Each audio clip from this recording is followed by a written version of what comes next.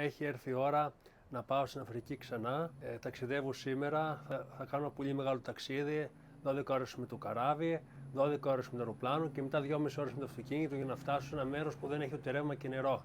Βαστάω στα χέρια μου μια φωτογραφία η οποία είναι πολύ συγκινητική. Είναι ο Ηλίας, ο οποίος δεν ζει πια, αγιογραφούσε σαν παιδάκι μικρό και εκείνος του άρεσε πάρα πολύ η αγιογραφία και μάθαινε, είχε έναν δάσκαλο. Και τα παιδιά του φθόνησαν επειδή ήταν πολύ απλό και αγαθό στη ψυχή. Κάποιοι άλλοι του φθόνησαν, του ζήλεψαν και το σκότωσαν και του έβγαλαν και τα μάτια. Και αναρωτιέμαι αν δεν το συμπεριφέρθηκαν έτσι για να το ληστέψουν, γιατί το σκότωσαν, γιατί τι χρήματα περίμεναν να βρουν σε αυτό το παιδάκι απάνω, σε αυτό το παιδί. Λοιπόν, αυτό το παιδί αγιογραφούσε τον αγαπημένο του Χριστό.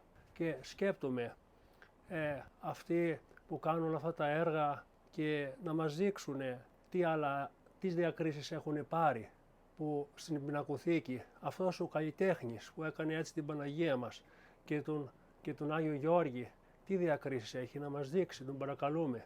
Αυτό το παιδάκι έζησε τη ζωή του για τον Χριστό. Έτσι, να μας δείξουν παρακαλώ τις διακρίσεις τους και αυτοί. Σας ευχαριστώ πολύ, ο Θεός και η Παναγία να είναι μαζί μας.